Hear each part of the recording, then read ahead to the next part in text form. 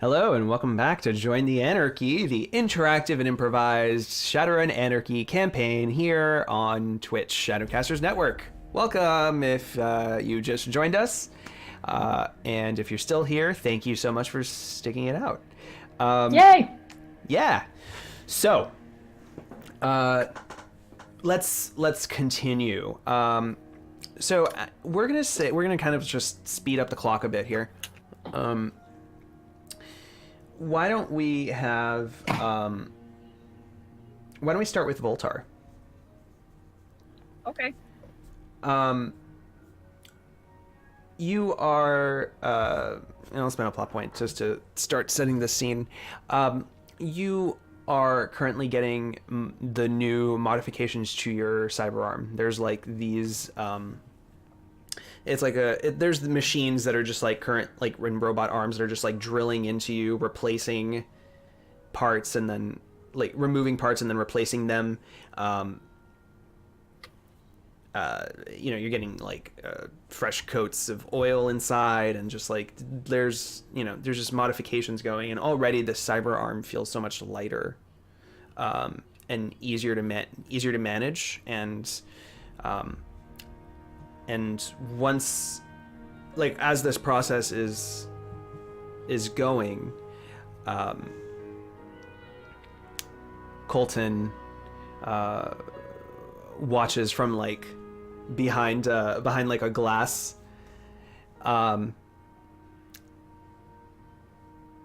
you see like next to him, the guy with like who's kind of just like controlling the robot.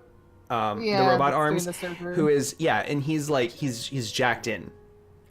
So this person has like jacked into these robot arms, and he's like performing surgery rigged in to the different arms. Am I conscious? Yeah. Can I feel this? No, not at all. Yeah, the only thing that they did was they numbed the area right around the cyber arm, since they have to like, replace nerves. Yeah. Or not replace nerves, but just like kind of, they have to reattach them to the new parts of your arm. So like I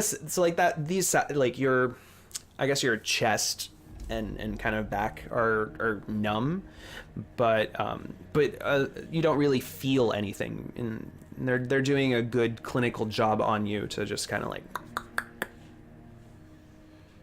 Okay. Yeah, I mean, Volker's just gonna be watching those. And Colton, you see Colton on his cell phone, like he answers a call on his comm link, and he's kind of just, even though like it's this glass and it's soundproof, you can't really see, but he sounds like he's really passionate about what he's talking about, and he's trying to like get somebody to do something. Yeah, she'd be watching his movements. Does it look and sound, as muffled as it can be, like it's good passion? Mm-hmm. Or does it sound like? It's not angry. It's just assertive. Okay. Very boss-like, I'm guessing then. Yeah. Okay. And by the time that the final plate is put into place on your arm, you give it a try. Yeah, move all the joints. Yeah. Roll my fingers. And you start following instructions from the guy. It's like, okay, bend at the elbow. Do a full rotation. Okay. Gotta get the room to do that. Okay. Your hand, can you open up? Clench. Okay. Now can you do each finger individually, please? Excellent. Excellent. And your wrist motion, can you also do that rotate? Perfect. Looks good, sir. And the guy jacks out, the surgeon, and shakes Colton's hand, and the door just kind of like slides open as you're released from your chair, and you're allowed to put your top back on. Yeah. Yeah, she'll easily pull all of that on and just walk out. And she'll be, like, kind of playing with her new fingers a little bit. Kind of looking at them and just checking them out. How do you like it? They're lighter. Yes, that's good. And Colton, you can tell he's kind of like just fascinated at the difference. Yeah. And says, this is definitely much higher quality than the simpleware we got you earlier. I'm glad we were able to give you this upgrade. Yes, it is nice. I hope that it doesn't change my strength.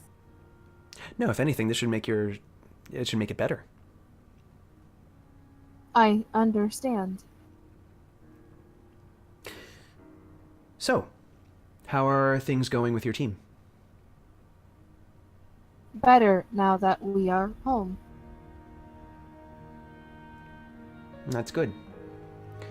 And he'll just kind of straighten his suit and says, would you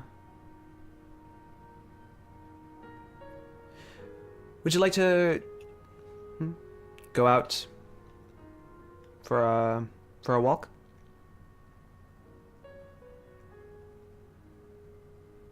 I think Voltar would kind of tilt her head a little bit, but immediately go back to cybernetic soldier and just say, "Yes, sir. I would like that." Excellent. And he door after door opens. Different armed security guards at the ready are just kind of standing guard, while different researchers and medical staff are just kind of flitting about, doing different kinds of surgeries, mostly designer surgeries, military upgrades to different soldiers, and knight errant, high-ranking knight errant officers. And he says, if I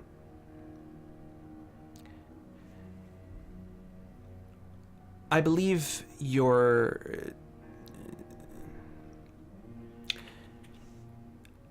there's going to be some need for you and your team in the near future. I don't have exact specifics yet, but I just want you to be ready. This is unrelated to Phase 2, but I might have some work for you. Very well. And you get this you get this moment of just like your memory gets jogged back to that flashback that you had of your Deliverance when I when you were saving Deliverance from the rooftop, of that woman that's kind of like that you hugged and said everything's gonna be all right. He's just doing what's best. Yeah. And do you remember who she was? Paige does. Walter doesn't. Right, but right, that's what I meant. Voltar doesn't. Yeah, Walter doesn't. No.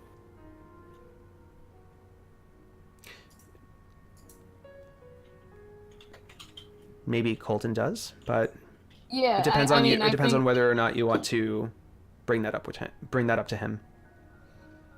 Yeah, I think upon seeing it the second time. Are they alone? Or Uh, the guards near us?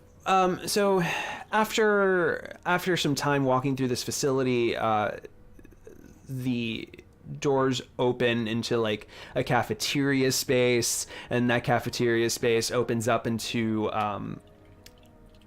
onto like a terrace kind of courtyard area that is, and you find yourself in the Ares building downtown, the Ares headquarters. And so there's like this, it's like it's high up this terrace, and then there's like, but it juts out from the rest of the building, so like there's more building underneath this terrace.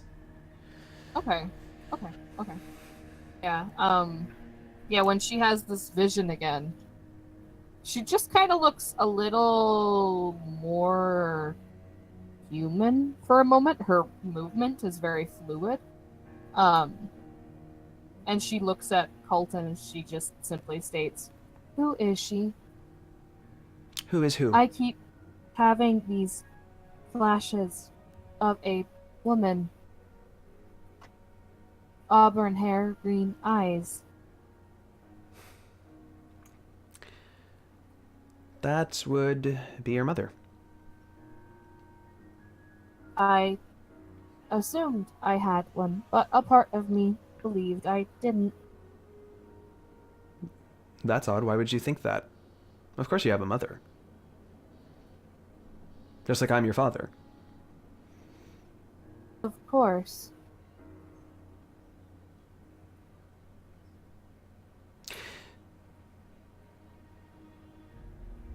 She loved you very much. Where is she now? With her new husband.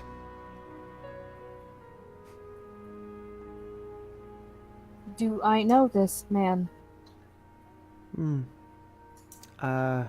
No. It's probably for the best. I understand.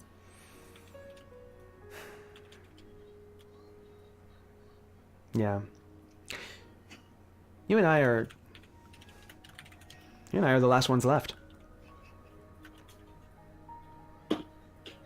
From what originally?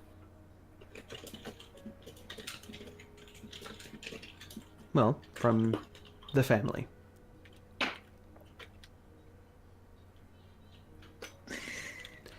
Was she the only one in the family other than us?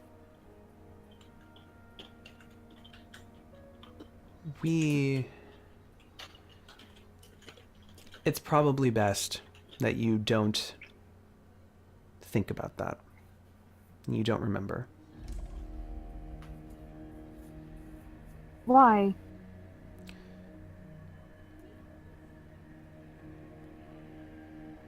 As I've said to you once before, pain, those memories, they will hold you back.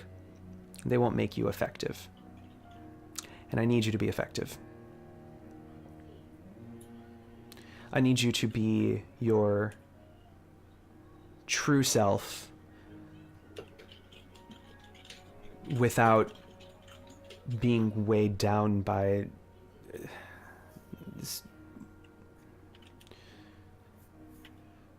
stupidities. I wonder sometimes if stupidities isn't the best word. I don't know. It's hard, and I tell you this because you're my daughter, and it's hard sometimes to be who you need to be.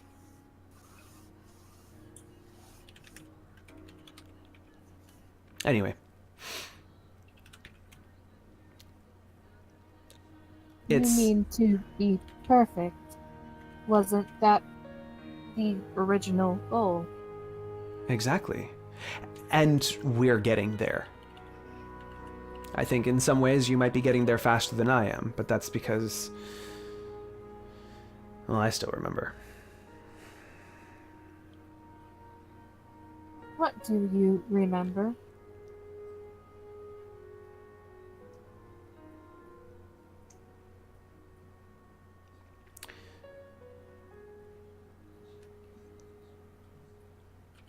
You... Again, it's best we don't talk about it. I would love... Perhaps one day I can tell you, but I perhaps after everything is said and done. After you've fulfilled the purpose I need you for. I understand.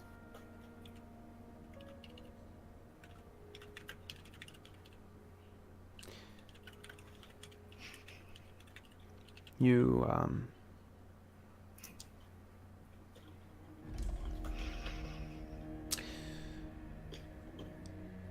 You mean a lot to me.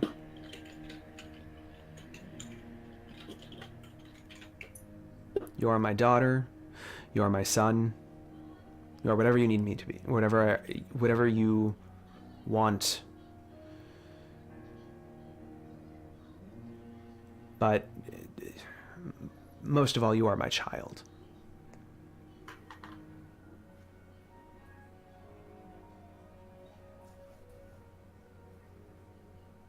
I understand.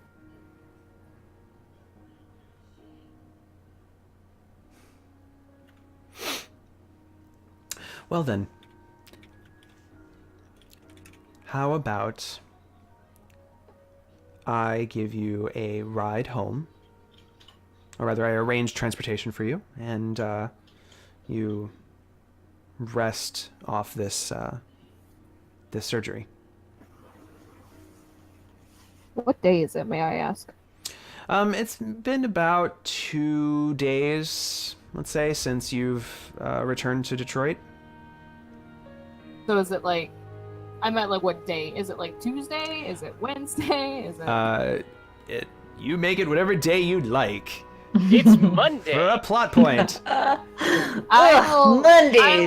I will spend a plot point, and she will.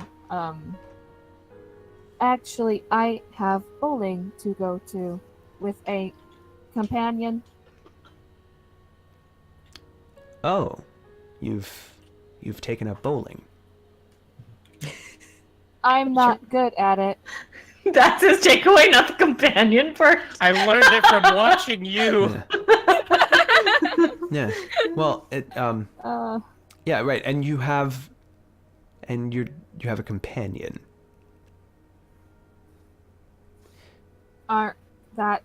Isn't that what friends are? After all, my teammates are companions. Oh, wait. Did you mean you seem to be something using else? I just want to ensure that you don't use the word friends to describe your team. Companions. I want you to be a team. And I want you to work together, and that requires a certain camaraderie. But at the end of the day, as I've said, if you want to achieve what you are meant to achieve, you cannot have these kinds of connections. Would that include you? Except me. I'm willing to make that exception for you. We have to make that exception. We're family. I understand. Well then, I'll call a car. And he like dings a nearby elevator, and arranges for one, and steps away and goes to the balcony and looks over the city of Detroit. Ding! Doors open. I mean, I'll head to the vehicle then. You're gonna take me back to where I am, where I'm To the staying? Ford plant. Okay, yeah. Is Oh, yeah. Gage there when I get there? Yes, he is. Are we alone? So you walk past the church congregation. Yeah, that's As still you're- going on. Yeah, and Helping the homeless. yeah, they're you're able to skirt around them so that you don't attract any notice, but they're still there on the property, and luckily they haven't gotten close since that since the threats that were made by the bodyguards of the area. But yeah, you by the time that you make it, Gage is in the middle of a transaction with some thug or another who for some reason really needs a missile launcher. Okay. She'll wait until he's done then. But she'll literally just stand in front of like the desk area where I imagine he would be, and she just stares at him patiently. Mm-hmm. And so like you watch Gage go through the whole sales pitch of like, how far this thing can travel, how much explosion it can do, and and the rate of fire, how long it takes to load, what you like, some fun tricks to do with it, and eventually the guy sets down a cred stick and he swipes it and says, "All right, have a good one," and they part ways. And Gage, of course, is eyeing you the whole time as you watch him do the transaction. And this guy, the customer's watching you as well. Like, who is this? Yeah. And he has to like assure it, like, no, she's with me. Yeah. And finally, I didn't know he was there. Because it sounded like he was on a call. So like, if there was a person actually there, Yeah. she would just stare at him from afar. yeah, Like, right, which would unsettle the guy. It's just like, and Gage is like, no, he's with me. yeah. She wouldn't fucking stand next to the guy and just stare at Gage. Like, mhm. no. And so, yeah, Gage, once you're alone, Gage says, "Good, you made it out alive." None of us barely made it out alive. I am fine. Well, I'm not surprised to hear that someone almost didn't make it out, but you did. She slides the pin with the D on it over to him. I've taken care of him. Though his body went missing.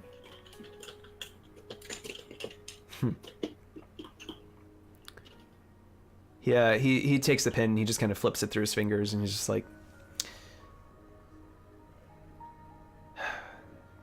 I guess it'll get him out of the picture for now. Inside Bolter's head, Yeah, I was gonna say.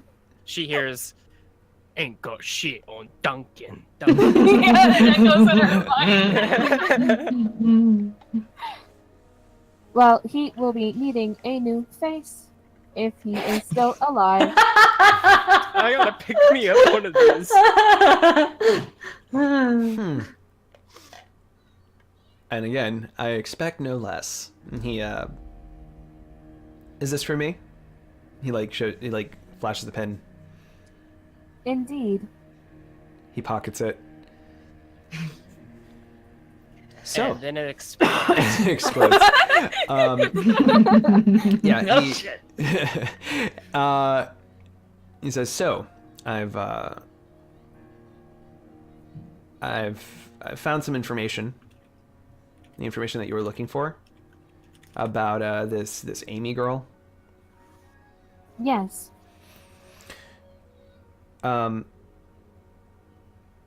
Here, maybe it's just better if I give you the file." And he hands you like a data chip.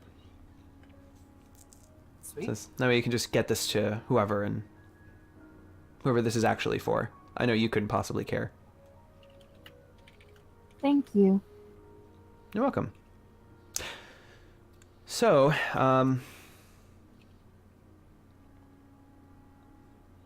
you in the market for any guns? Not at the moment. Do you still need help with your shipments? I do. I was able to sneak a few through. That's where that missile launcher came from. I sold to that gentleman, but Definitely, it's definitely still it's tighter than I'd like. I feel like I'm losing more money than I'm making. When I have the time, I will assist you with this. Of course. Gage, Well, anyway, let me not. are we friends? Well, I would say yes, even though I'm under strict orders not to be. Red dot immediately on his forehead. Sorry. No, touch my princess. I am also under strict orders not to. However, I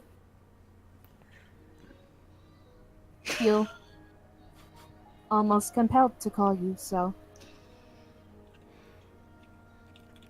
Well, I almost feel compelled to call you a friend as well. In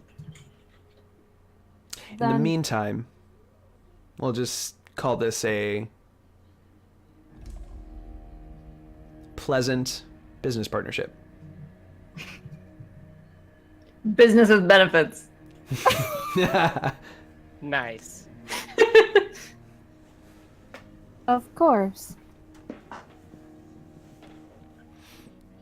I think I will get this shipped to the rightful owner. Good. Don't tell my father that I am sneaking out. I have bowling to do, and I can't let him down. You took up bowling? I am horrible at it. Well, I'm sure you'll get better. You'll always get better. Not with bowling. I can't seem to not break the ball, or gutter ball it, as they say. Well, maybe you could do one of those skill jack things. Make you better at bowling. I guess so. A part of me just wishes that I would get better at something else other than beating someone up. Though I flipped Duncan with my legs the other day. It was nice. Isn't that still beating someone up? Yes, but this time I did it with my legs and not my fists. With flair. Well, okay. Sure, we can call that an improvement. It looked really cool, I bet. I didn't see it. I bet, yeah. I was flipping him, so I couldn't see him. All right. Well, hope you get better at bowling. Here, trick. You want to follow the little arrows that are on the. I on the lane. noticed those. I didn't know what those were for. Yeah, that's so that you can aim the ball a little more directly, so you could get to the. So you can make so you can strike. Oh. I should try that tonight. Yeah. Yeah. Or you could just get skill wires installed and put bowling skill jack inside of, slot that in and you can roll strikes every time. Fucking microtransactions. Pay to win. I am not sure about that, Gage. I'm tired of these surgeries. Though the arms feel nice, they are not heavy. Yeah, I see that you got those upgraded. That's good. I'm sure at some point you'll the better wear that you get, the more you can put in more wear. Right. Well, enjoy your bowling match. And Thank you, Gage. and I hope that Jada helps you. Or Thank you whoever. again. It means a lot. Of course. When you need me to work on your mission, let me know. In the meantime, I will take off and stop bothering you. All right. I'll give you a call. Although, honestly, as soon as possible would be great. Maybe I'll look at it tonight after my bowling match. All right. And she'll start exiting a different way than she normally does, so she's not seen by anybody. Okay. I will even roll a stealth test if you need me to. Nah. Well, I mean, if you want to, but I mean, Nah. do it. Oh, okay. Do it for fun. Do it for fun. Here, have a glitch die. Oh my god. Thanks. Just for fun. Here's- Fuck you. Here's the glitch. I got a success. Oh yeah, you're a ninja. I got a natural 6. You're a ninja. But now And then my stealth, I'm using my legs. I don't get bonuses on that. Fuck. 4. 1, 2, 3, 4. 2 You're a successes on ninja. myself. You're a But I- ninja. Nobody's tracking ninja. you. Yeah, nobody's tracking you. You know exactly how to go through the city of Detroit. I've snuck out before, apparently. Yeah, this area is like your home ground. You know. Awesome. In the meantime, when I was doing this, I would actually like to look at this chip. So it's like a little slot On chip. it. What's on it? What's Not on- like. Yeah, if I can actually. Oh, Look you want to like what's slot it on in? You want to slot it in and read it? Yeah, I want to read it. Okay. So you get this. You get a breakdown of this 13-year-old, Yeah, correct? sorry. Mhm. Yeah. 13-year-old girl named Amy, who was basically just recently tested by for intellectual aptitude by Ares. She is her test scores were all good. They were the notes that are on her aptitude test were shows a lot of potential, very intelligent, thinks a little more outside of the box, good for potential in research and development, but has no test scores from her school indicate that there's no initiative, and so perhaps not the most viable candidate.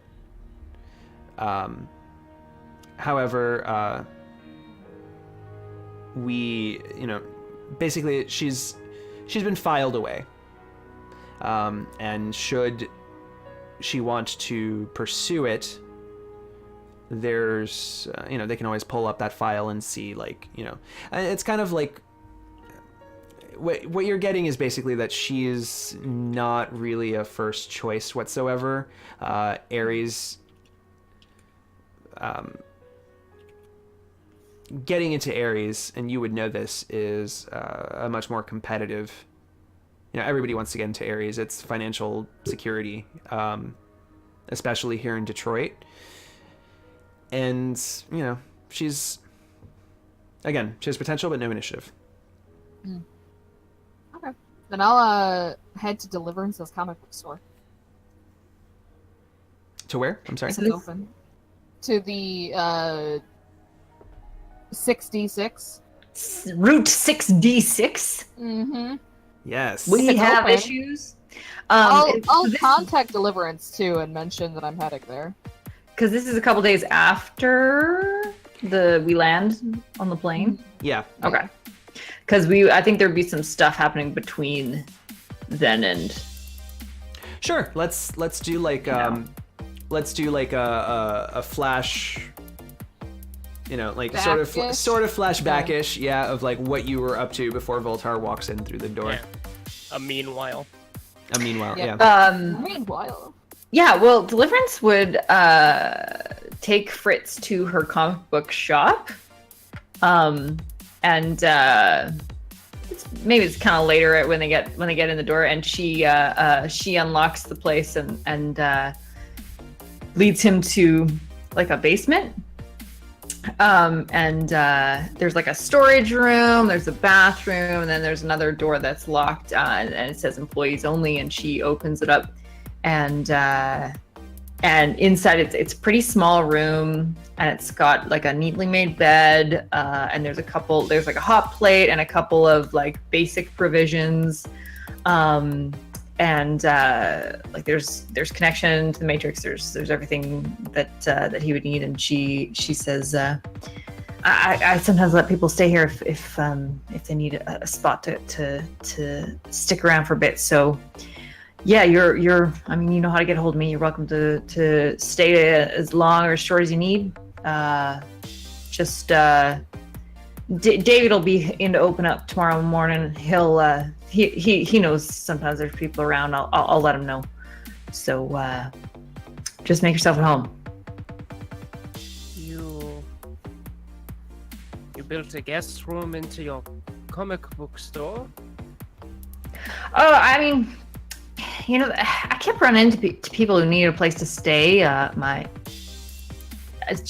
Homeless people who are needing a little bit of help, and sometimes I need help cleaning the store, so they stay here and clean, and they've got a place to be while they're looking for something a little more permanent. I sometimes have people here a couple weeks, couple months, have a few regulars, but yeah, I had to kick a few out, a little too rowdy, but it's done me pretty well. It keeps the place relatively clean and provides a service for those in need. Well, thank you. I'll try not to throw too many parties. Well, I know you, Fritz. Quite the party animal.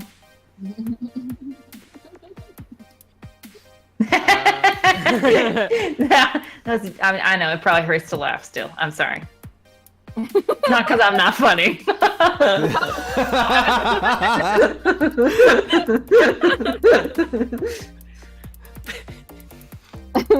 he just nods and kind of gives an awkward smile and says, "Well, I'll be here." Great. All right. Like I said, I won't bother you. You might hear some people upstairs in the morning, but yeah, do what you got to do. And she heads out. Yeah, he'll close the door. Does it have a lock on it? Yeah. Yeah, he totally locks it. And then he'll go and he'll sit. He'll like kind of sit on the bed, and then he'll go into the Matrix a bit. He goes into the Matrix. Into where his lab is and everything. And he's standing, and he's just trying to breathe right now. And after a couple seconds of just failed breathing exercises, he screams and grabs a chair and chucks it against nothing. This in the Matrix. Yeah, in the Matrix. He chucks this chair into like a nothingness that it like breaks and pixelates and disappears against. And he starts breathing heavily again, and just bouts of just pure emotion coming out. Like he fucking like flips the table that shatters and then readjusts itself in the Matrix again. And he just breaks down. And after a like 5 minutes of having a bit of a fit, he's sitting back in the chair, and just like he's never felt so terrified. He's leaning against the table, like with his head in his hands, just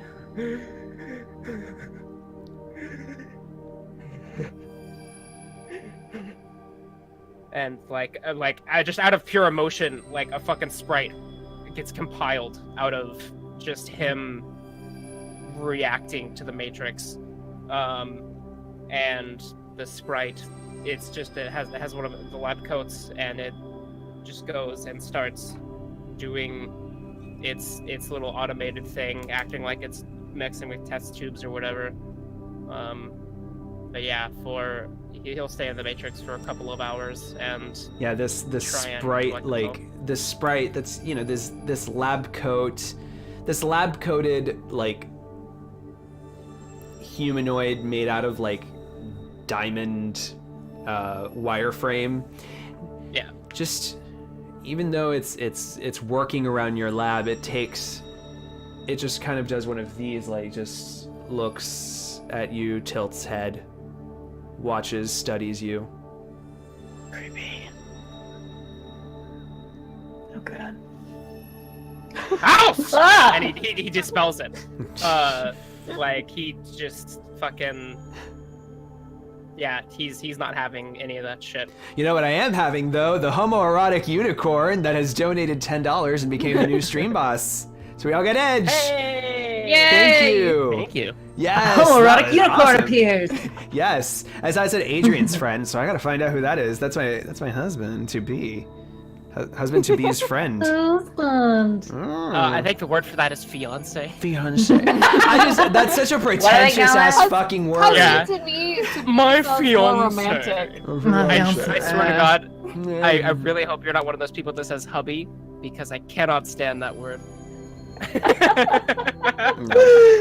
I have You know a what? confession. I sometimes say hubby. If I ever get married to a man, that I will call my husband hubby.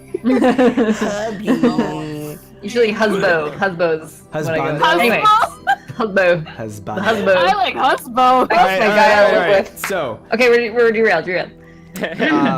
So yeah, he breaks down, and after he fucking dispels that sprite as soon as it starts giving him shit. And he's going to and the beaker that it was holding just kind of like he goes and It then this stays beaker there. it just kind of very slowly descends and lands on the ground. He remembers the plane and remembers another incident, and he brings up his tally and crosses over like the 5th tally of 400. And closes it again.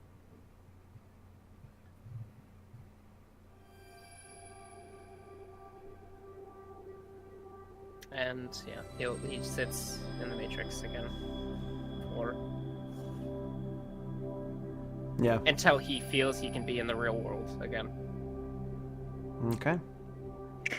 Can I spend a plot point to say Mm-hmm. when you finally get back into the real world and you're kind of looking around this room, you find tucked under the bed, like kind of really far behind, you find like a paper bag. It looks like somebody's hiding something down there. Look at it. It's like a lunch bag. Honestly, with how fucking like on edge he is about literally everything, yeah, he fucking grabs that bag and he's gonna look inside of it. Yes.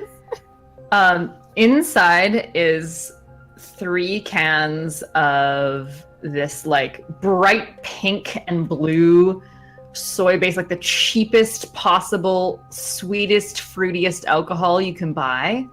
It's like cotton candy vodka soy berry Synth blizz.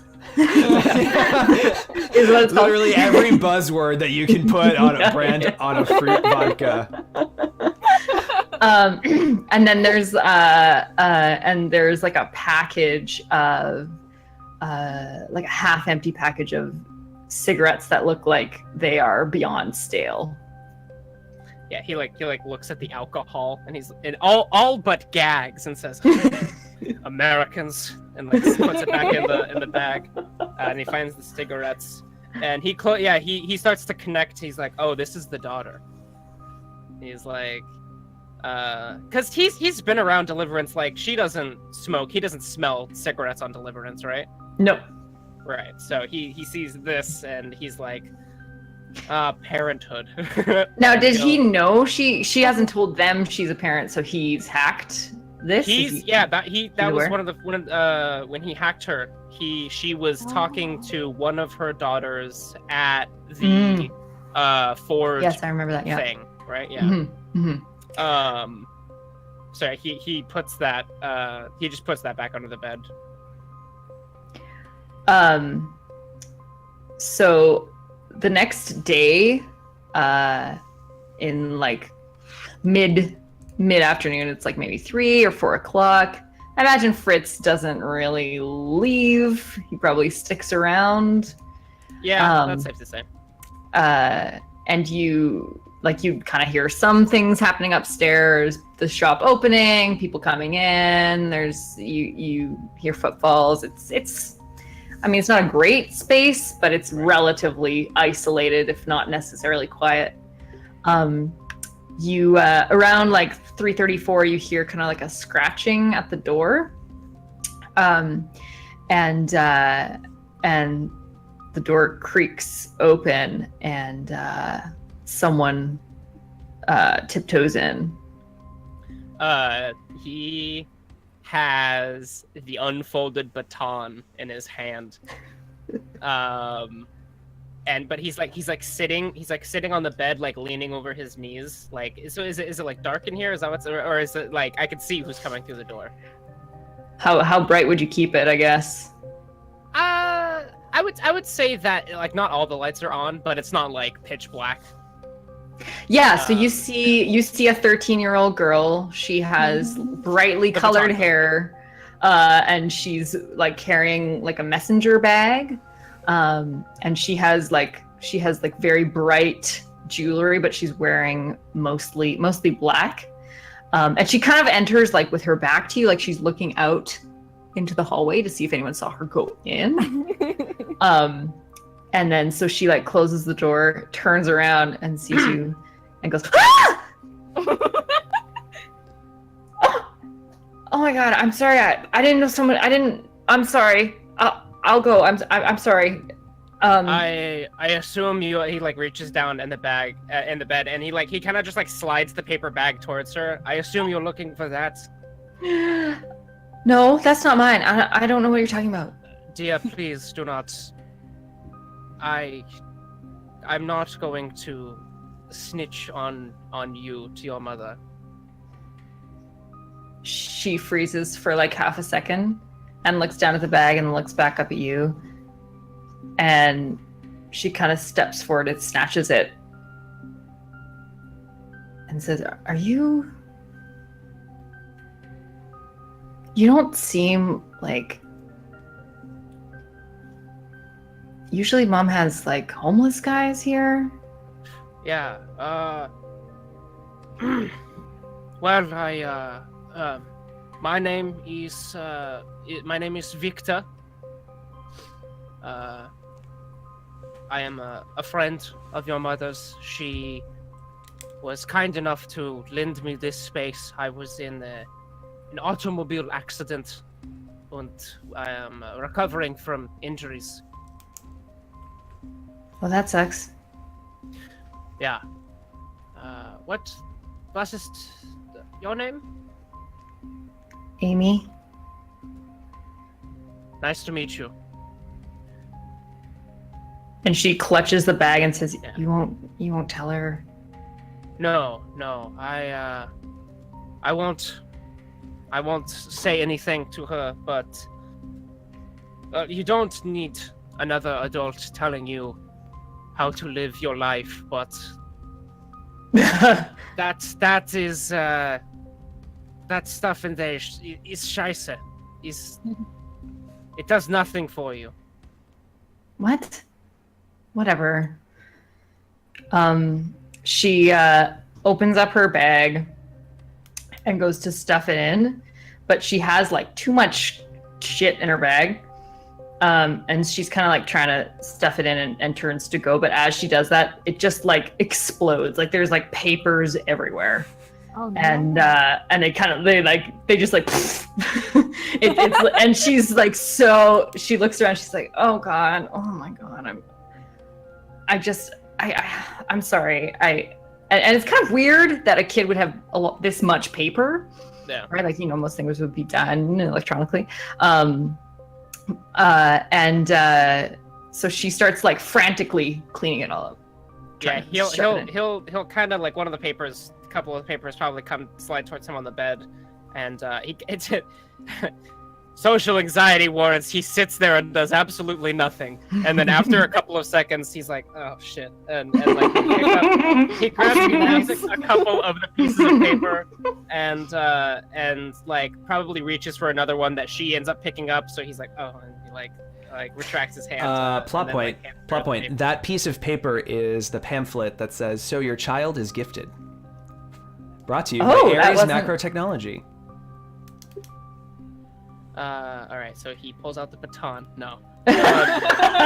Someone's gonna die this episode. No. Did I introduce a plot twist into your carefully crafted scene? It wasn't carefully crafted. I know. No, but that's I'm good. just joking. That's good. Yeah, our carefully improvised scene. Yeah. Totally.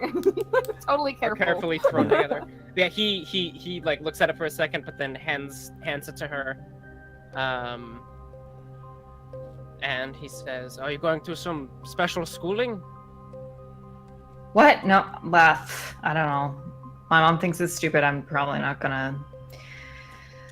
Not gonna go. They had a huge fight about it yesterday. My mom and dad had a huge fight about it, and I don't know what she wants. So I'm probably gonna just sit around at this stupid fucking school. And she like has like a paper in her hand and kind of like flings it around.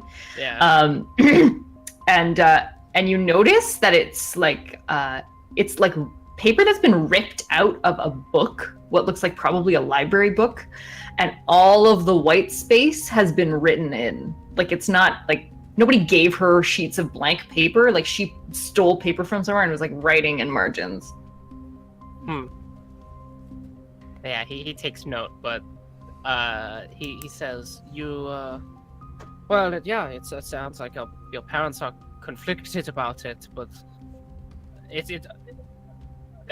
pardon my intrusion into your personal life. I'm a stranger, and you have no business discussing your preferences with me, but it sounds as though you are interested in a higher education with Ares.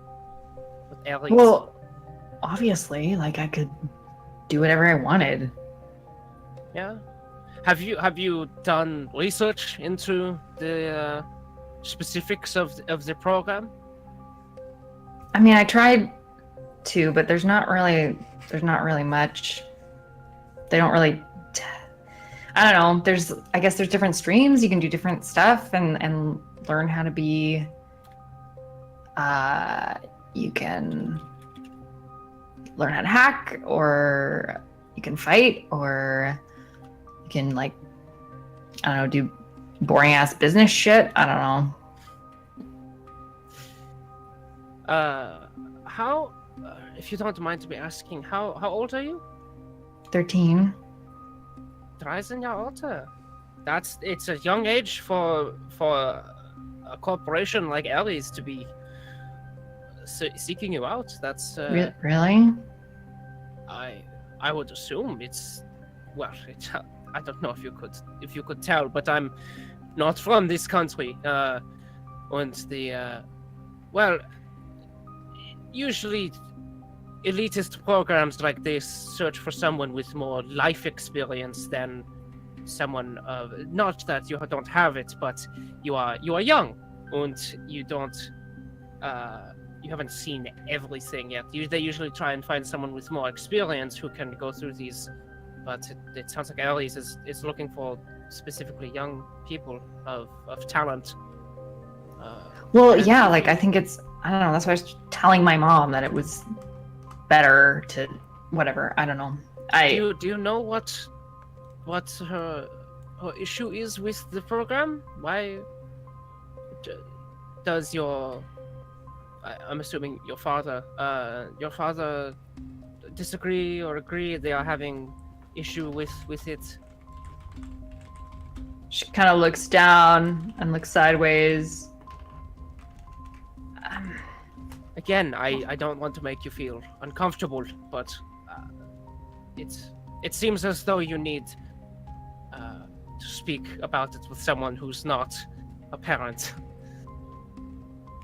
Well, she just doesn't, I don't know, she doesn't tell me anything. She just brushes me off like I can't understand. But I heard her talking to my dad, and she said, well, it's bullshit, but she said she didn't want them to own me, but that's so stupid because I would never let anybody own me. Yeah.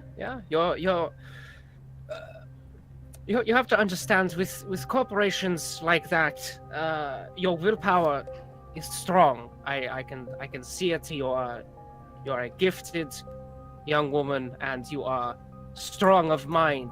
But corporations like that,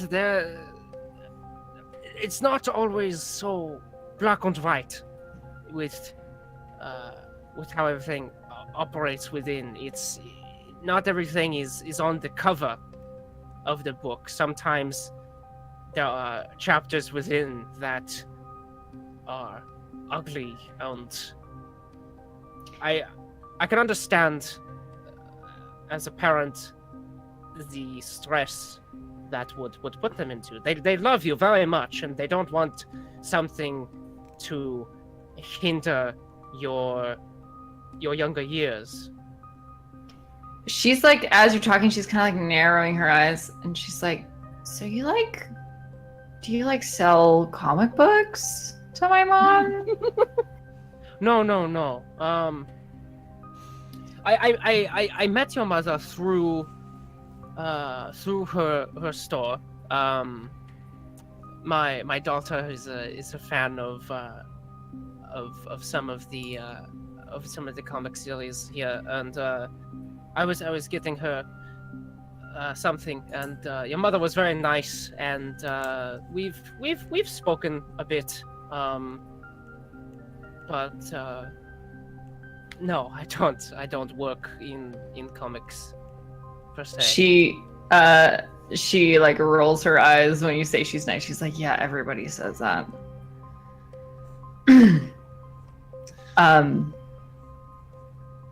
Okay, I don't know. It's not like it's my choice anyway. Mom always gets what she wants, so I'm not going. It doesn't matter. And she kind of like starts picking up the rest of her pages. And I'm gonna spend a plot point that you catch a glimpse of that you catch a glimpse of one of her pages, these things that's written, and it's all like it's all one continuous mathematical proof for a prime number. She's trying to prove a prime number, and so she's kind of tried to find the pages with the most white space, and it's like this old dusty tome that like of some boring novel that she's like written all throughout the pages, and it looks like pretty solid work, something that you would have loved your PhD students to actually do. He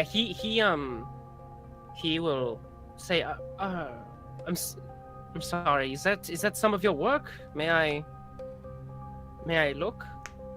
All right, whatever. I just was bored in class. Ah, well, he takes it and he's looking at it. He's like, mein Gott. If this was something you did out of boredom, I would love to see what would happen if you had applied yourself to something that you enjoy. Do you understand that? Well, I went into schooling in Berlin, Germany for many years. I have a few diplomas, but mathematics was never my strong suit. But I can see what you are going for here. And okay. I have a question. Can you? Okay, I want to show you something. And so she like goes through and she finds this one part. And she's like, I don't know where I went wrong. I can't figure this part out. She's like showing you her error, and she's trying to like get advice on this right. Math thing. She's like, what do you get this part? And she's like referring to all these different theorems and different people who've done it Yeah. before. And this is not something like brand new. Like she's trying to prove it on her own. This is something somebody's already proven. But she's like, I'm trying not to like look at everything they did, but I don't know how they got to this part. And, and she kinda as gets in the she's way. speaking and saying all of this shit, like Fritz, like doesn't see Amy anymore, and for a few seconds he thinks of someone else, and he starts to tear up, and when she nears the end of her spiel, he shakes his head a bit and says, sorry, mathematics was I never my strong suit. I couldn't decipher it. I'm very sorry. And he just hands it back to her, and says, good luck on your work. It was nice meeting you, Amelia. And he stands up and he leaves. And she kind of stares after him as he leaves, and she looks mildly disappointed.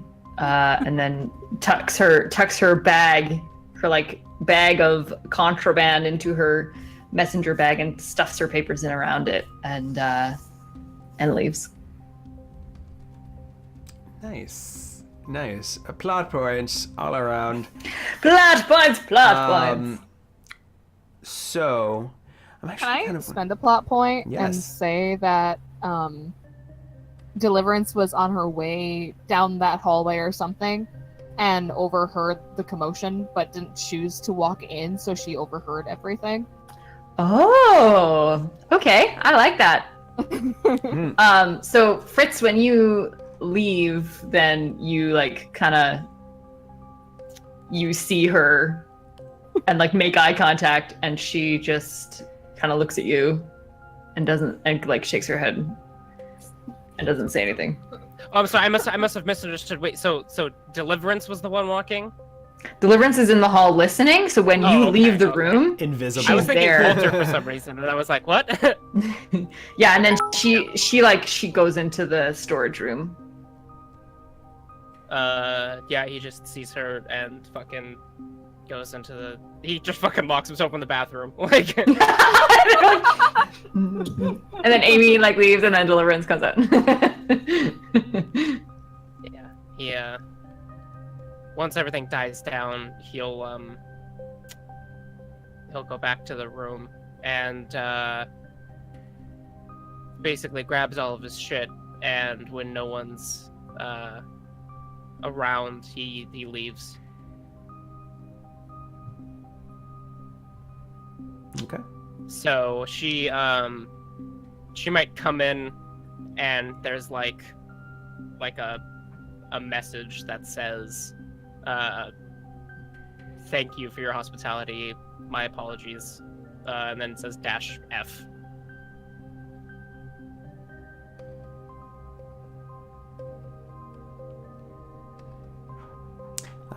Plot point. Deliverance, as you see this note, this is where Voltar walks in to the Route 66. Palmer and I were on the same page, and then Voltar arrives. Yeah, and Voltar communicated with her beforehand, so Deliverance heads out to the entrance and says, "Oh, hi. How's it going?" I am fine. How are you? Oh, it's been a whirlwind couple of days. Complicated, but you know what? It's good to see you. It's good to see you. Did you get new arms? I did, yes. Oh, schmancy. Yeah, they look real shiny, and she kind of pokes them. Hope so. Thank you. So you've got a little something for me? Yes. Information that I researched. She kind of Yeah. looks around. Are they alone? There's people around, and she says, "You know what? Let's go back to my office." And her office at the back. Yeah. she brings her there. David Anderson, your minion, basically, just like, that's fine, I'll watch it. That's what I pay you for, David. Yeah, whatever. Welcome to Route 66. Kill me.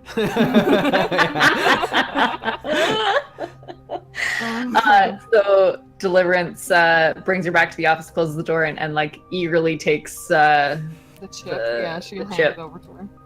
and reads through, and so she sees like, okay, she's high aptitude, low like motivation, and she kind of goes, that sounds about right, and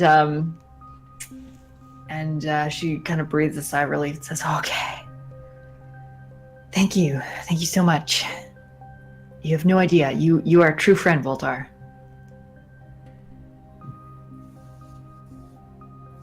Friends.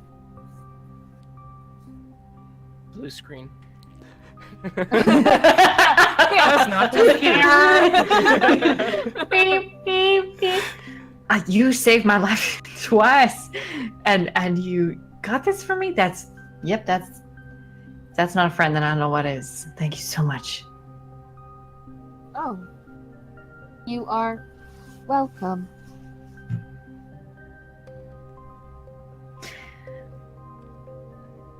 I have a bowling match to attend to. I am sorry.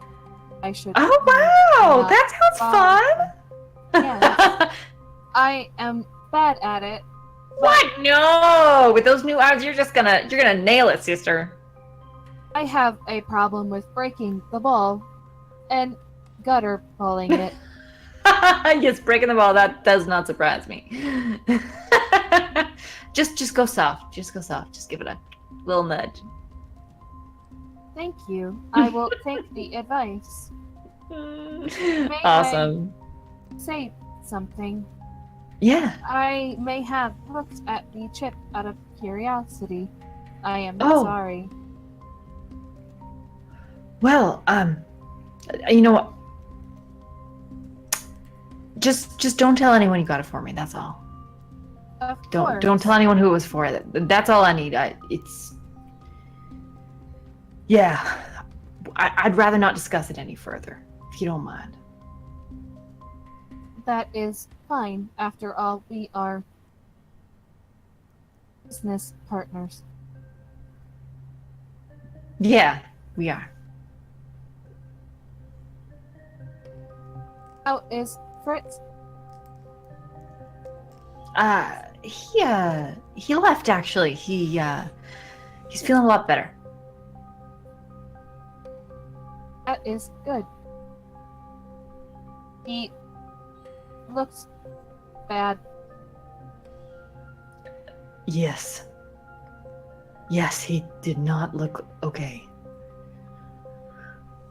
I'm glad he took me up on my offer, but I think he's a very self-sufficient kind of person. He knows how to take care of himself. And Deliverance thinks back to the conversation with him and Amy, and kind of like her brain starts kind of like clicking and thinking about what her daughter will need in the future, how she left them for so long, and how the danger that she's putting them in every day for many reasons, not just for running, and she kind of processes that and looks at Voltar and says, well, good luck on your bowling game. You'll nail it. Thank you. Try to get a turkey. You know what that is? 3 strikes in a row. Oh, I didn't know that. I thought turkeys were normally just a bird. Normally, yes. They got weird names for all kinds of shit in bowling. I should pay attention. All right, you have a good time now. Thanks again. Good night, Deliverance. And she'll out. And Deliverance says to David, David, go home. I got closing. I'll handle things. Ah, wicked, bruh. And he picks up his jacket and goes out. Have a good night, miss. Yep. Don't get into too much trouble. Don't do anything I wouldn't do. Never miss. I'm just gonna... the jingle of the door as it closes. The electronic jingle, of course. And you're there for the next hour or so until the store is finally closed. And as you're closing, you get a ping on your phone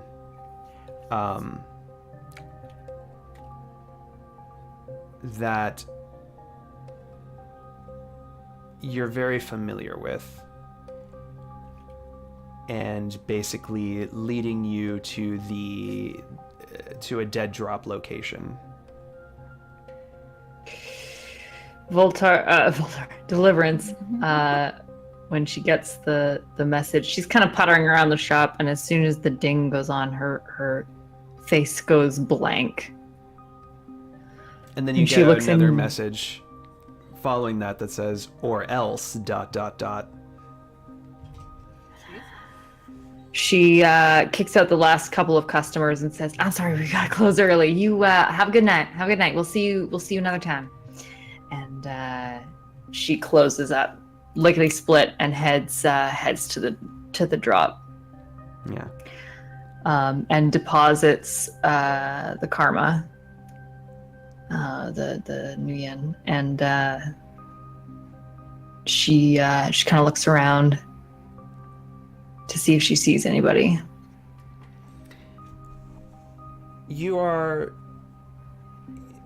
It's like 11 at night. It's this abandoned street. It's very much the slums of it's Detroit. It's close to the to what you would basically call the ghetto, to the Auburn Blight. So you see that wall for the Auburn Blight in the distance, and like all of these shops and buildings that are just obviously been abandoned for just even being near it. And there's not even power running to this area because it's a waste of resources. So the street is just dark. And you leave the money underneath a mailbox as instructed.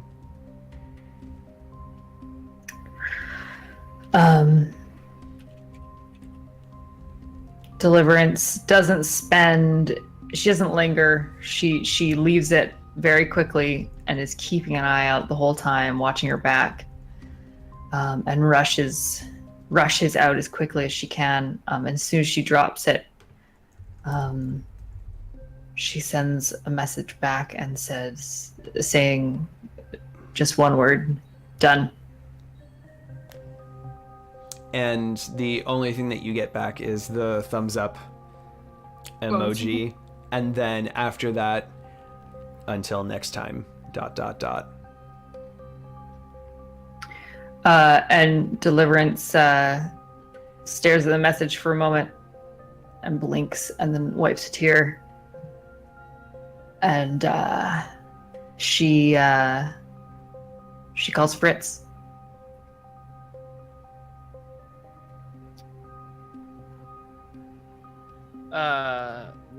Before Fritz gets this call, Fritz is in his bunker.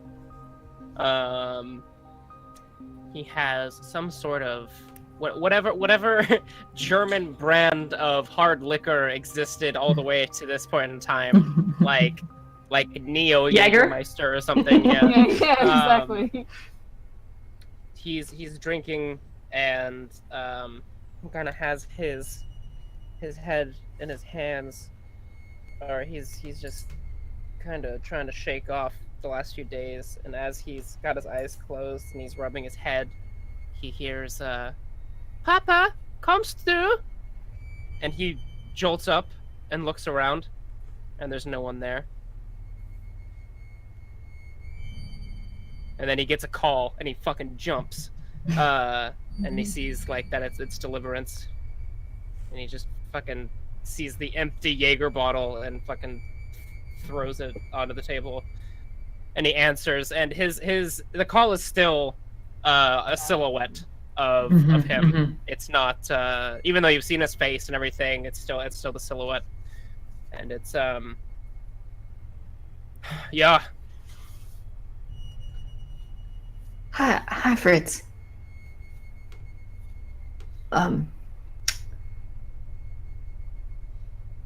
Look, I'm just gonna talk for a bit. I know you like to keep to yourself, but I have I need to ask you something. I heard you talking to Amy, and I know it's probably a bad idea to ever do what we do when you have kids at home. Obviously, I know that, but it doesn't matter. Look, she's very smart. I've always known this, and I haven't encouraged it very much, and we can't afford any kind of special school. And she needs somebody who can help her. I mean, she talked to you for longer than I think she's ever talked to any adult in her entire life, and I was hoping I could ask you to help her out, maybe teach her some things. I know maybe you only have some specialized areas, but at least in those, I'm babbling. I'm sorry. She Ares wants her, and I can't let them have her. And you understand why. I don't. You've seen Voltar and what they do to other people, and I'm sure they've been after you before. Wait.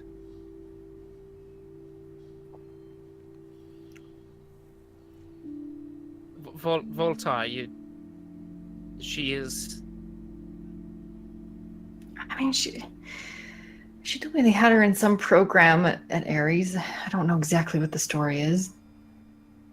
I asked her about it once, and she said she doesn't remember her childhood. I don't know. Maybe she's different. Maybe they treat most of their people really normal. But I can't risk that. Amy is smart. Maybe she's not the most special one they'll find, but I have no guarantees, and I don't trust them. I trust you a lot more than I trust Ares, and I won't let her go. You shouldn't trust Ares. You shouldn't trust me. You shouldn't trust Voltar. You shouldn't trust anybody. Have the last few days meant nothing? You've seen what has happened to me, to all of us. If Voltar is working for Ares, then we have big problems. I know that you do not mean to have whatever this blood mage business with Azatlan is. We are not. We cannot be normal people. Deliverance. We cannot be human beings. We have had that stripped away from us because of our abilities. And with Ares understanding your personal life, and Voltar, you've seen her. She is barely human. I know. This is not safe for anyone.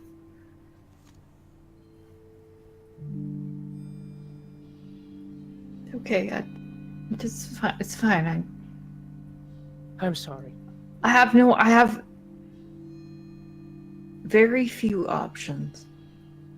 And with kids, I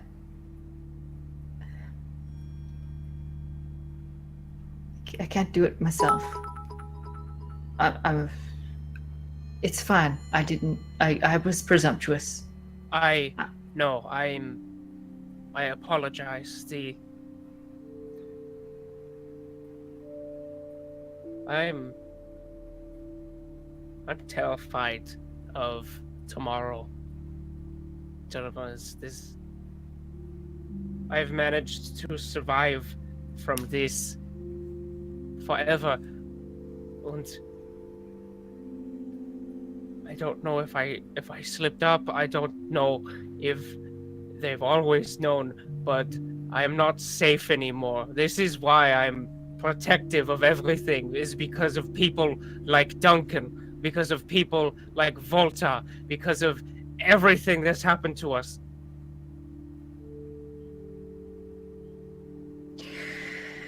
Well,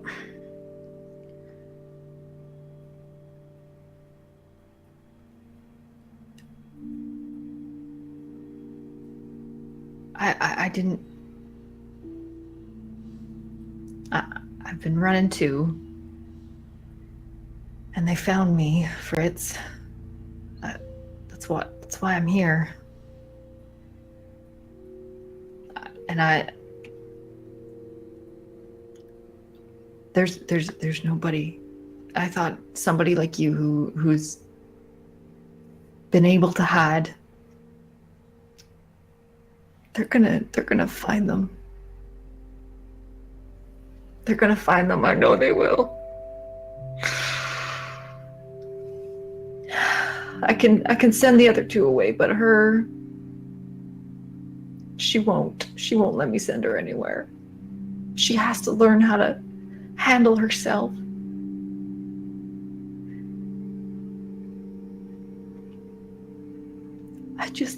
I need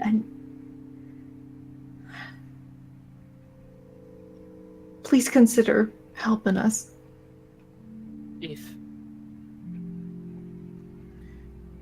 Ares does anything that you find suspicious, or anything, if anything happens that you think there is a problem, let me know and I will do what I can. But you have to know, Deliverance, the reason I am alive today is because I don't have anybody. There's nothing anyone can use against me but myself. And I am hermited on the edges of society for survival. You have a family. It's not possible for you. This life as a paid mercenary is impossible with your family. You have to understand that. I know.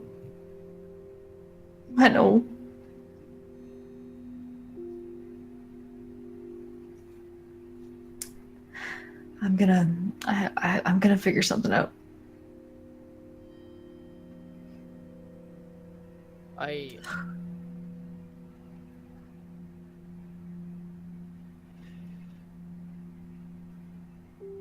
appreciate you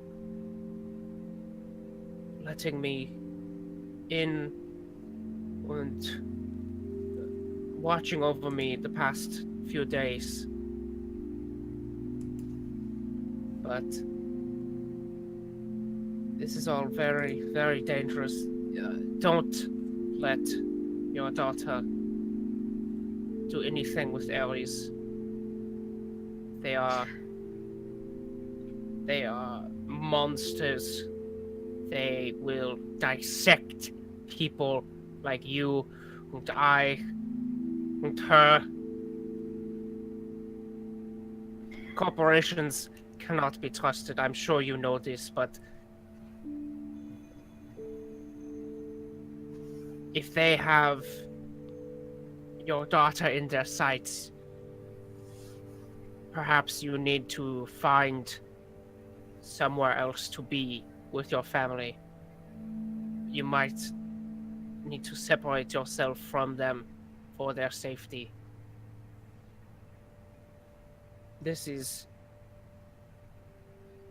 all the advice that I have.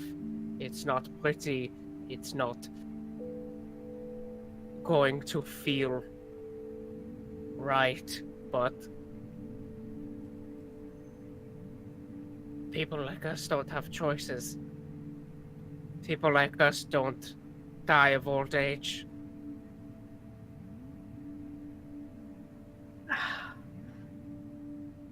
I've spent the last 20 years giving everything I possibly could. Because I spent the first 20 taking everything I possibly could.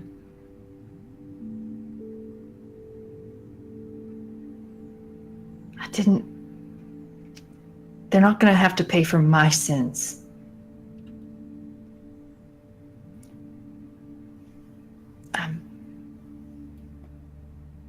It was a foolish idea. But I appreciate your advice. I'm sure I'll see you again. Somewhere down the line. The thought is not foolish. In a different situation, I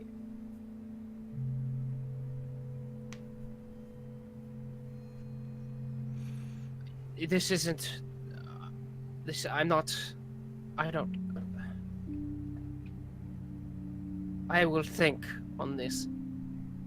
Your daughter is gifted, and she is a brilliant mind. Right And now, after everything, we need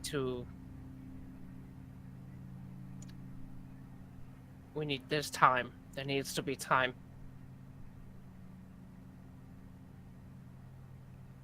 I understand.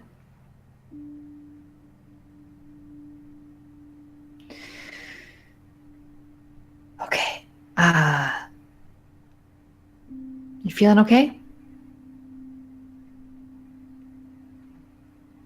The headaches are lessening. I have prescribed myself a few bottles of alcohol, and it seems to be. That's a bad idea because you definitely have a concussion.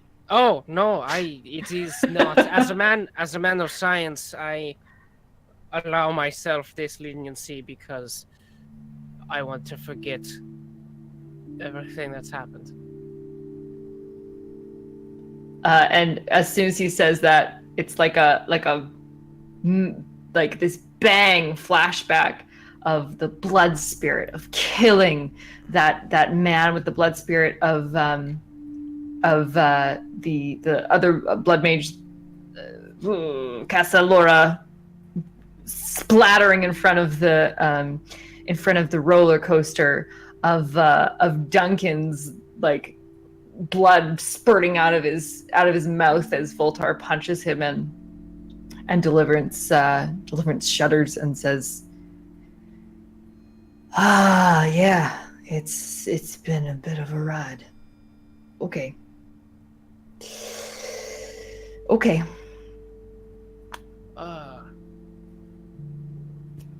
Deliverance, I don't mean to tell you how to be a parent. Oh yeah? I have a feeling you're gonna. It's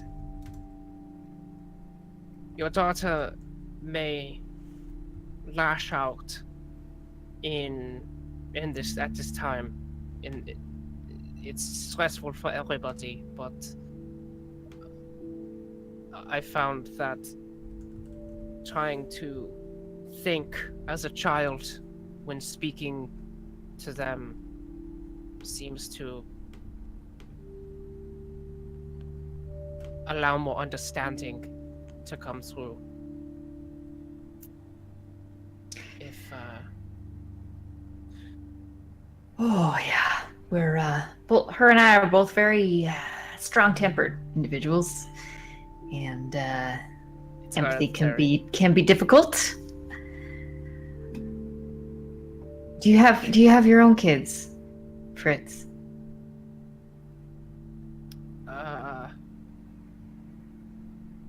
No.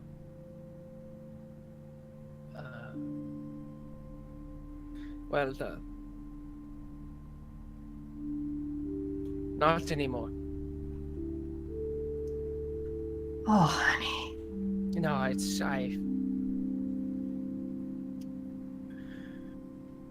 Was there anything else you needed? I'm sorry. No, that's it. Well, I guess we'll be in touch. I'll be the same. And he'll hang up. And as he hangs up, about 5 seconds go by before an alarm that was set on like his little calendar pops up that says on a birthday. And he looks over to a package that he'd wrapped with like birthday wrap with a little bow, and he opens it up, and it's a Flash comic book, and he just openly weeps for an hour before falling asleep.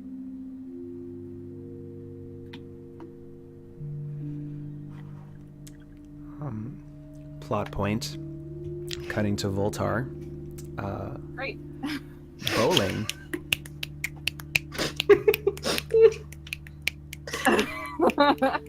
I mean, Walter's trying to bowl. Ends up breaking a couple of balls with her new arms. I imagine it just cinematically, as Fritz is breaking down, sobbing, it just cuts harshly to Walter just snapping a bowling ball in half, and she just goes, "Damn it." God, it's frustrating. I can't control the strength sometimes. It's really obnoxious. You look around and this entire bowling alley is just empty. You're like the only one that's bowling tonight. With bro. Okay, yeah. Oh, that's right. Bro would be Yeah, there. because that's my bowling nights. I'll plot point bro. if you need me to. No, bro. Yeah, no. Bro's like, hey, it's okay. You'll get it.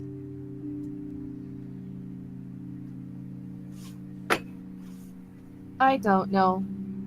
Maybe bowling isn't for me. I've tried looking at the arrows and pushing it gently, but I can't. Hey, not with that attitude. It's not for you. You can do whatever you set your mind to.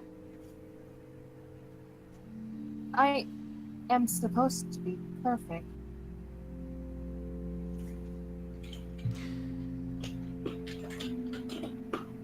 We can't all be what we're supposed to be. We just gotta do. Thanks. He rolls Bro, the ball down. He knocks down like 8 pins. Says the person who almost got a strike just then. When on the board, I have gotten nothing. Well, I almost got a strike, but I didn't. I practiced.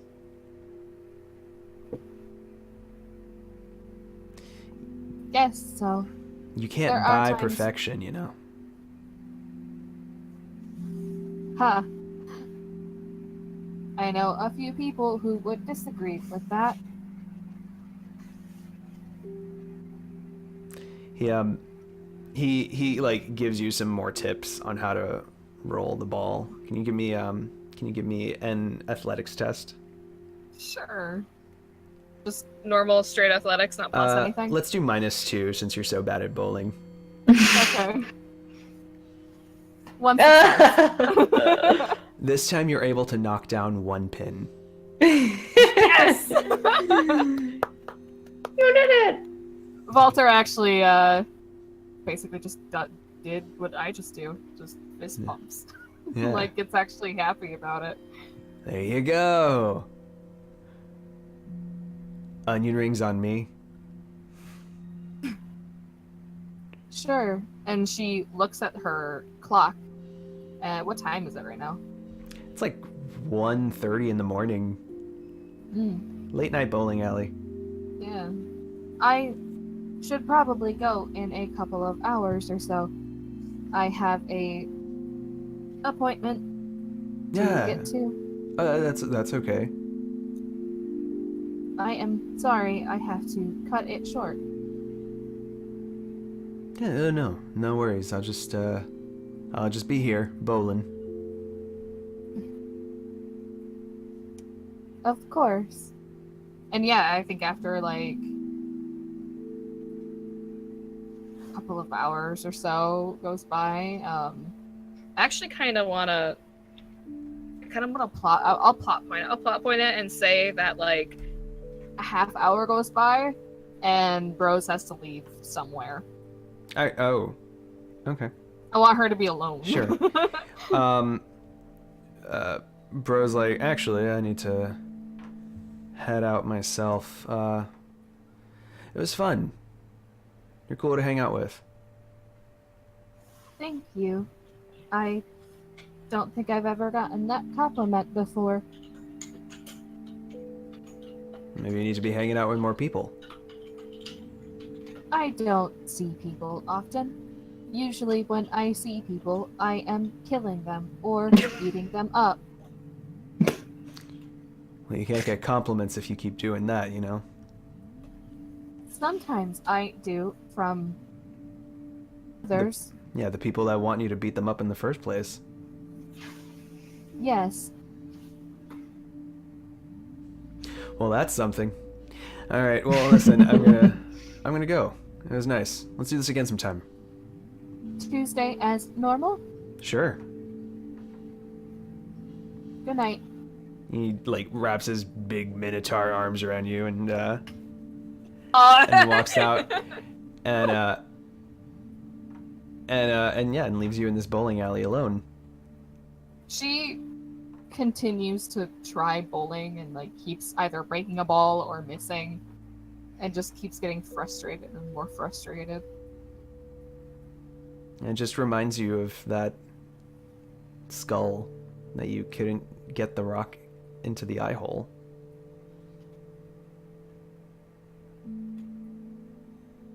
And she takes like this deep breath and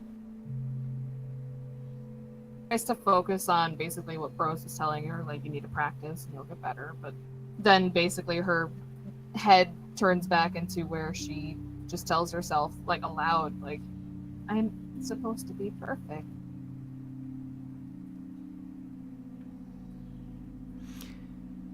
And I think we'll leave that scene hanging there as we just pull back lane by lane away from you.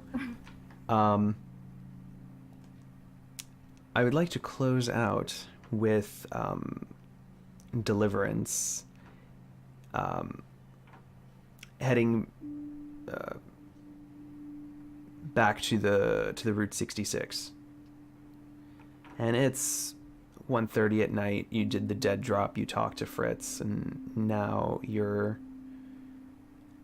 just kind of want a moment alone amongst your things.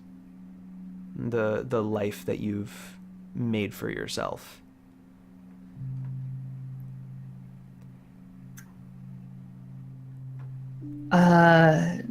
Deliverance goes in and there's a comic on display in her shop. And on the front it says Civil War Frontline, number 10. And it's in like a display case, and she opens it up and reverently takes it down. And it's a story of a mutant who mistakenly killed 600 people, and he's gone to jail for it. His powers have shifted and changed so that he can only access them through pain. And throughout this whole story, he starts to he starts to recognize that the pain is what allows him to have power. And he's handling the deaths he's caused and his own guilt for it. And in the end, he gets a man to make him a suit, a metal suit with spikes that point towards him on the inside. The spikes are on the inside. These 600 spikes representing the 600 people he's killed, so that he can wear the suit and the pain will trigger his powers. And she flips to the final page, and it's the same picture that we saw in her flashback in that container where the 20-year-old Deliverance was drinking Stuffer Shack sauce and reading a comic book. It's this metal man with blue electricity around him. And this is the emergence of the superhero penance in the Marvel universe. And she opens it to that page and just stares at it for a moment, and she sighs, and she kind of just rubs her face and closes it back up, puts it back on the display. And as you do, you're reminded of maybe it's not even reminded, maybe you're literally just hearing it in your head. It's so vivid and clear. From Luke: for whoever wishes to save his life will lose it, but whoever loses his life for my sake, he is the one who will save it. And at that moment, you just have like this far off stare, and you're seeing the world in astral, and you're seeing this comic book have a sudden glow that's never been there before. It has an aura on it.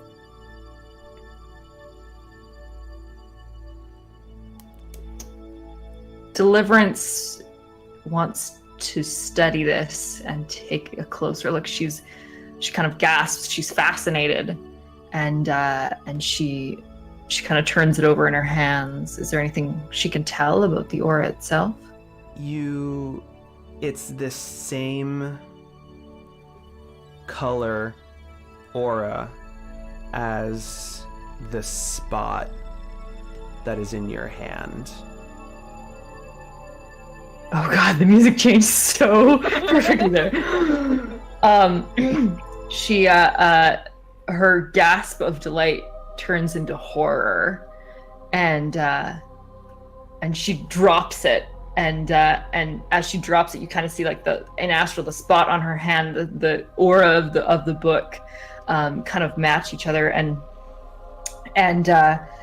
she's oh god, Jesus, don't let it go back. I'm sorry, I didn't mean to, Jesus, please. It is Please take it away. time to pay penance. Oh shit. What? Allow me to teach you your destiny, your potential. Get thee behind me, Satan! And it's this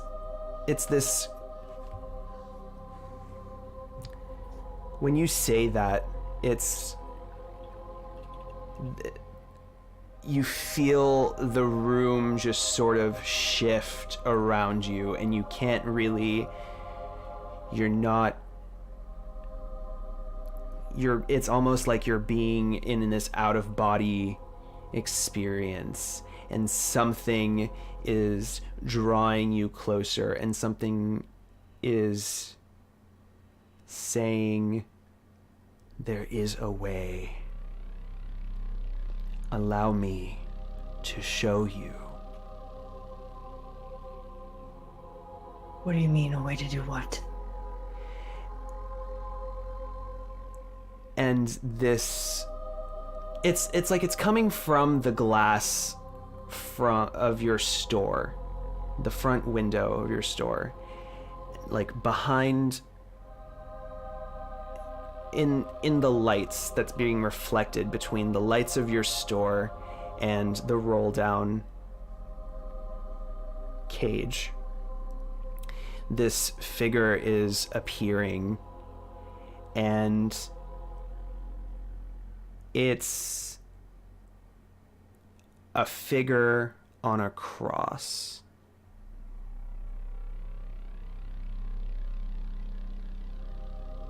For whoever wishes to save his life will lose it. But whoever loses his life for my sake, he is the one who will save it.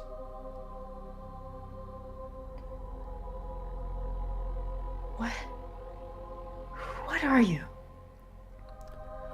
I Deliverance doesn't trust this yet. I am your guardian. My guardian. And as you say those words, you start feeling like this blood just start coming down from your forehead. You start feeling this blood coming from your wrists. You feel this blood coming from your ribs. And the feeling, like for Deliverance, the feeling is like horror and thrill at the same time. There's something about this, and there's this just smell. You don't smell blood, you smell flowers. You smell peace, and you smell purpose. And something suddenly just gels between the woman that you want to be, the woman that you once were.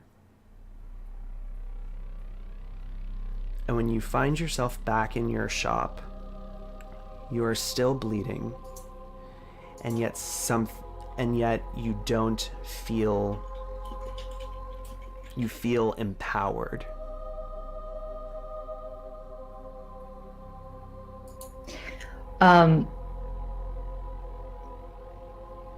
Deliverance feels like she has a fading sense of disgust and horror, and she looks at the blood on her wrists and feels it on her forehead and her side, and she looks down and sees there's blood on her feet too, and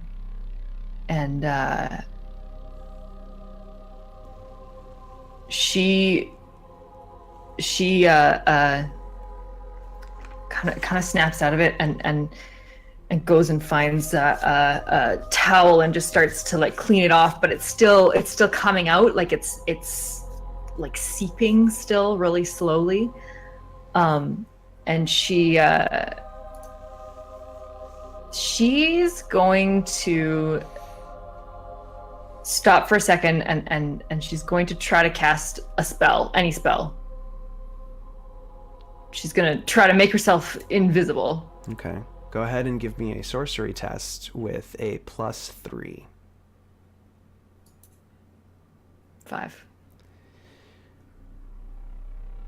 This is the most powerful that you've cast this spell. You are invisible. You don't see any movement. There's usually a wisp can betray you. Even your aura is faded to a point where, like, if somebody wanted to spot you on the astral, it would be difficult. So for the next like couple of hours, she keeps like testing things out, and she tries like every different spell that she knows and every little thing she can try to do, and then she finally like rubs her face and she like smears blood on her cheek and takes a deep breath and summons a spirit. Give me a conjuring test at a +3.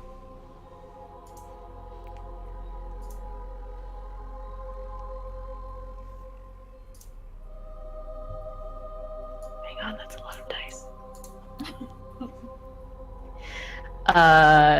4, but I'm gonna go ahead and edge that. 8.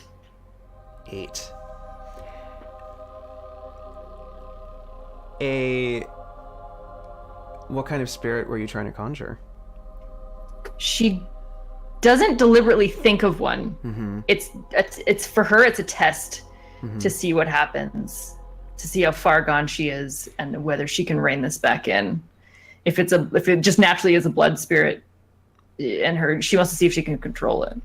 This, what appears is this knight with large angelic wings and a giant sword.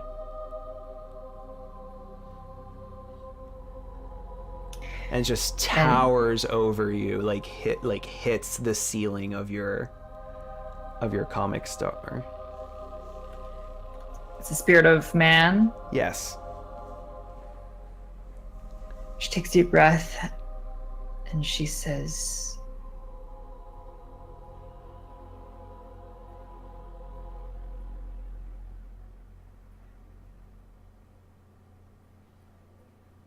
I need you to watch my family.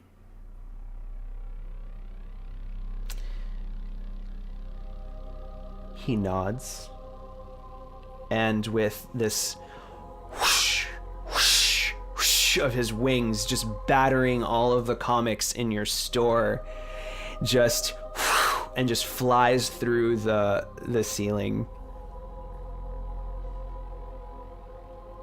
leaving you with a new power of self-sacrifice. And we'll discuss this later and end the session! What was that? Oh my god, that was fucking nuts! I've been wanting to do that since like episode 1. Jesus Christ! That was so cool! That was fucking insane!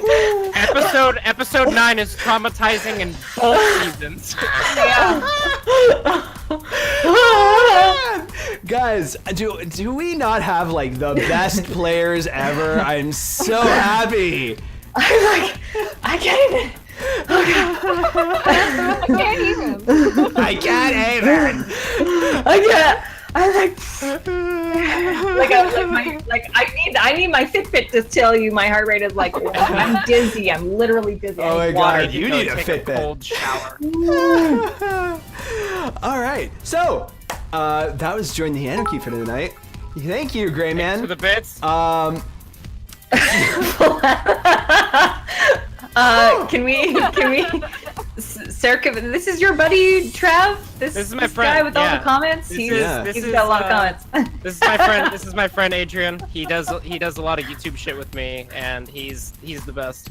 Plug his channel. Circuit 1, literally everywhere. There you go. So there you go. Thanks, Circuit, for all of the sexy support that you've provided us tonight. So our stream boss is the homoerotic unicorn. Congrats! Best name ever! Right? Are all unicorn... Oh, not all unicorns are homoerotic. All homoerotic is unicorn. That's Sounds so sounds deep. about right. Bruh. That's so like deep. Yeah, no. so spiritual. Yeah. Sorry, I'm still in that mode. You're fun, bro. Yeah. So, congratulations to you, homoerotic unicorn. Please message me on our Discord if you don't know where that is. That's shadowcasters.network/Discord. That's how you can contact me, and we're gonna create a motherfucking NPC for next session. Oh, yeah. Can it please be a unicorn that is also homoerotic? Can it be someone helpful that's not trying to kill us? Yeah, that would be awesome. Hey, you've had helpful people. Yeah, Keck was helpful. Yeah. So, and then of course we have our raffle. So tonight we didn't get a lot of entries because we've just been so like roleplay focused. But that's okay. That just means that the chances are much slimmer. So, and oh, by the way, I didn't have time to listen to the last episode to count up the stuff. So bad Oz. So I still owe a raffle for the $50 from the Streamathon. So stay tuned. I apologize. I'll have it ready for the next time. I promise. It's 3 episodes in 2 weeks. It's kind of nuts. So while I'm arranging this, why don't we have our outros? Deliverance. Yeah, I have very little to plug, but you can find me on Twitter at Scrimerva, and this is really the only show that I'm on. The only thing I stream is right here with these amazing people. So come back in 2 weeks on July 30th when we do this again for the 4th time in July. I'm fucking pumped. Yes. Fucking pumped. Fritz. Yeah, you can find me on YouTube, Twitch, Instagram as Mr. Trav, and on Twitter as @Mr. Trav. I haven't been really making a lot of YouTube videos lately, but I do stream sometimes, and I'm starting to get into doing some voice acting stuff. So if you ever hang around castingcall.club, or just voice acting places, I'm probably Mr. Trav on there as well. So you should do that. And also, I'll post it in chat. Here's the video of my friend Circif and I goofing off in VR chat. It's my latest video. If you like really dumb memes, then that's us. I love dumb memes. There you go. Yeah. So give that a gander. It's at like 10,000 views now. It's pretty cool. So Nice. Yeah. And Voltar. Hi, I'm Paige. I exist. Art exists, and I do that. I draw things.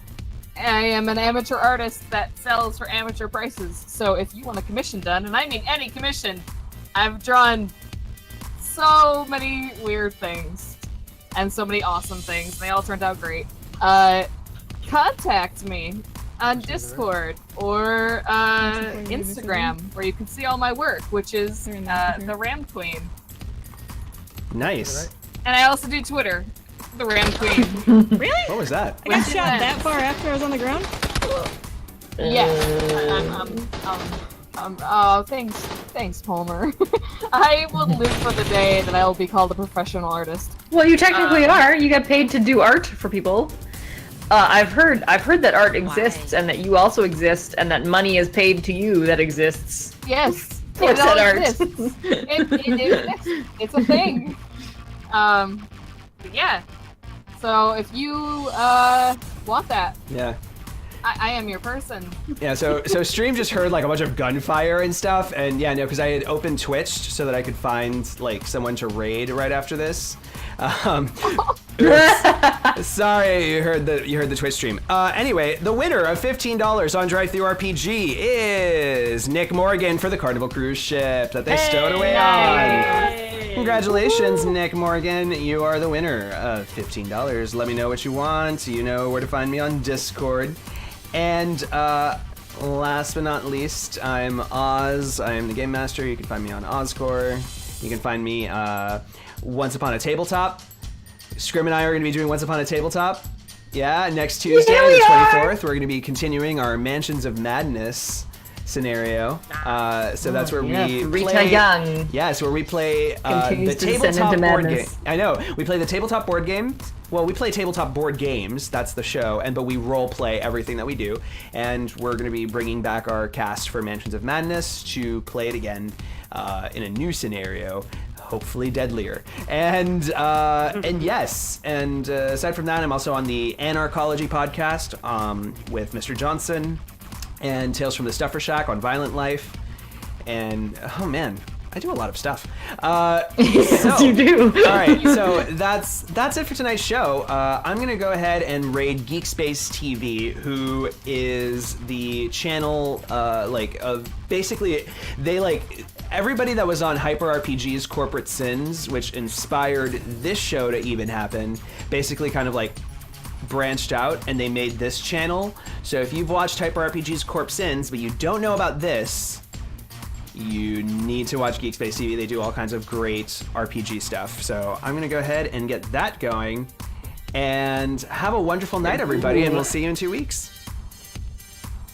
Bye, guys. Bye, friends. Love you all.